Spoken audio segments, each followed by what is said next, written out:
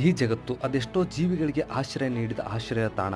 ಪ್ರಕೃತಿಯಲ್ಲಿ ನಂಬಲಾಗದ ಮತ್ತು ನಮಗೆ ತಿಳಿಯದ ಅದೆಷ್ಟೋ ಸಂಗತಿಗಳು ಅಡಗಿವೆ.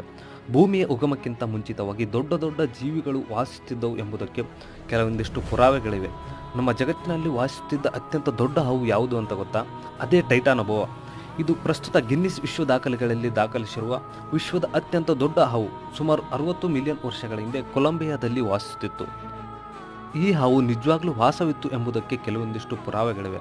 ಇದರ ತೂಕ 1135 kg, ಹಾಗೆ ಇದರ ಉದ್ದ 39ರಿಂದ 49 ಅಡಿ.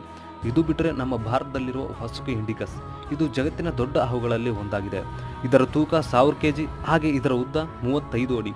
ಇವುಗಳು ಜೀವಂತವಿಲ್ಲ, ಆದರೆ ಇವುಗಳು ನಿಜವಾಗ್ಲೂ ವಾಸಿಸುತ್ತಿದ್ದವು ಎಂಬುದು ಮಾತ್ರ ಸತ್ಯ.